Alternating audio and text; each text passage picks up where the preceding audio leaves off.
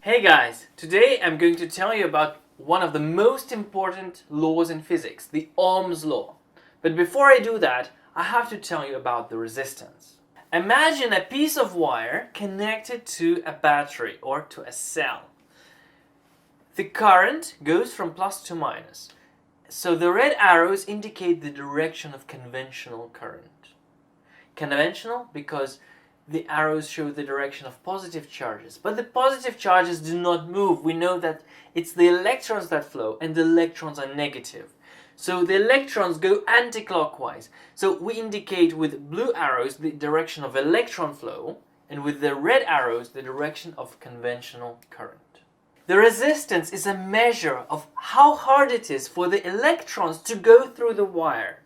The bigger the resistance, the harder it is. Resistance is defined as, for one wire or for one element, it could be a lamp, as voltage divided by the current. The resistance is measured in ohms. So, the symbol for ohm is the Greek letter omega. And since resistance is voltage divided by current, and voltage is volt, divided by current, which is ampere. I would also like to tell you about the difference between a conductor and an insulator. Well, we know that conductors conduct electricity, insulators don't. But why? You see, everything consists of atoms. Atoms have a positively charged nucleus and a negatively charged electrons which rotate around the nucleus. In an insulator, all electrons rotate around the nucleus.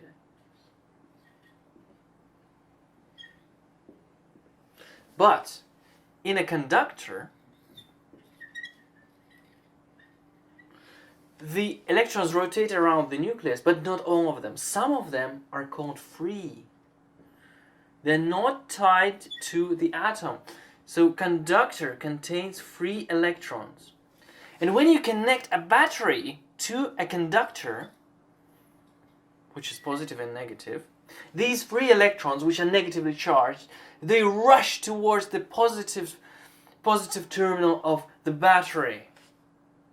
And that's the difference between insulator and conductor. In an insulator, all the electrons are tied to the atom, and in a conductor, some of them are free.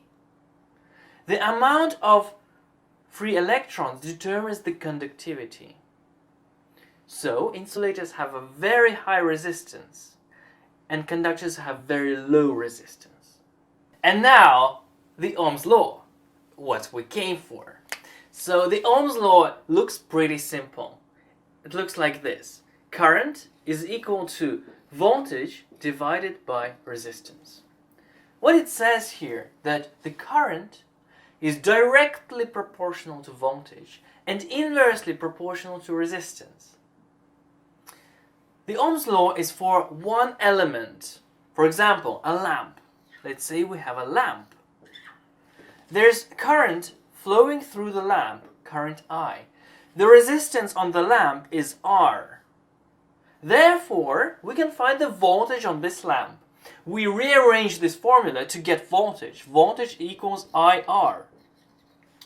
So, if a current of 3 amps flows through a lamp of resistance 2 ohms, we can find the voltage. The voltage would be 3 times 2, 6 volts. The Ohm's law allows rearrangement. So, if you want to find the current, you use this formula. If you want to find the resistance, you rearrange it to get voltage divided by current. And of course, if you want voltage, you multiply current by resistance. I would say that this is the most commonly used formula for the Ohm's law. Let's build a simple circuit. In this circuit, we have a variable power supply, that is, the voltage can be altered. We have an ammeter, which measures the current through this resistor. And the voltmeter measures the voltage on the resistor. Now, if we change the voltage on the power supply, that will change the current through the circuit, and that will change the current through the resistor. if we build a graph of voltage versus current for this resistor, it would look like this. That is because V equals IR. Voltage is proportional to the current, given that the resistance is constant. So voltage equals IR. So we can simply say that the gradient of this graph is equal to resistance. That's it. This is a simple technique to determine the resistance of a resistor. When a conductor behaves like this, we call it an ohmic conductor. That is because it obeys the Ohm's law. That is because the gradient is constant. And that means that the resistance is constant. This is true for most resistors. But if we replace the resistor with a simple filament lamp, we would see a different picture. As the current increases in the lamp, the temperature of the filament increases. And when the temperature of a conductor increases, the atoms start to wobble about, making it hard for the electrons to pass through. That means that the resistance increases. On the graph, it would look like this. If we build a voltage current graph for a filament lamp, we would see something like that.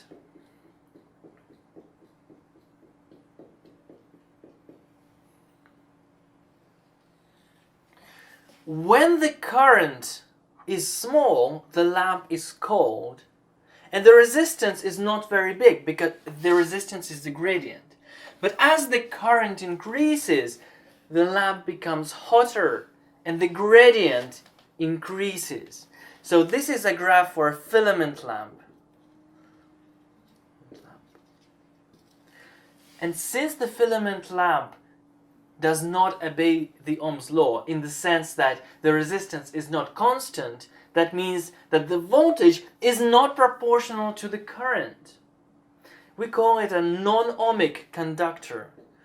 Non-ohmic conductor. Let's consider a simple series circuit. A series circuit is where the elements are connected one after the other. The most important feature for a series circuit is that the current in every element is the same. So the current here, the current here, the current here, here, here, here, everywhere current is the same. What's for the voltage? The voltage splits. If we have a 5-volt battery, that means it gives 5 joules for each coulomb of charge, and 3 volts are lost here, that simply means that the voltage on this resistor is 2 volts. 2 and 3 make 5. What's for the current? To find the current, let's look at this element. We use the Ohm's law. Current is directly proportional to voltage and inversely proportional to resistance, V divided by R. So it's 2 divided by 40. That gives us 0.05 amps or amperes. Let's look at this. Current equals voltage divided by resistance. Once again, so 3 volts divided by 60 ohms. And that's once again 0.05 amps. So you see, in a series circuit, the current is the same. And the voltages add up to the EMF. So EMF is 5. And the total voltage is also 5. Now let's look at a simple parallel circuit. A parallel circuit is when the elements are connected in parallel to each other. In this case, the voltage on each element is equal to the voltage on the battery. And that is EMF, which is 6 volts. The current, on the other hand, splits. The current here is equal to the I1 plus I2. So I3 is I1 plus I2. Let's find I1 and I2. For this we use the Ohm's law. So I1 is simply V1 divided by R1. And that is 6 divided by 10. So 0.6 amps or amperes. So I1 is 0.6. To find I2, we use the same formula. A2 is V2 divided by R2, which gives us 6 divided by 20, and that is 0.3 amps. So I2 is 0.3.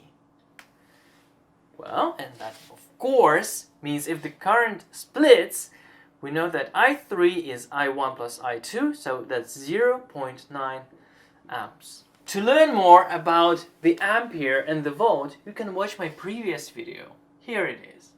Thank you, goodbye.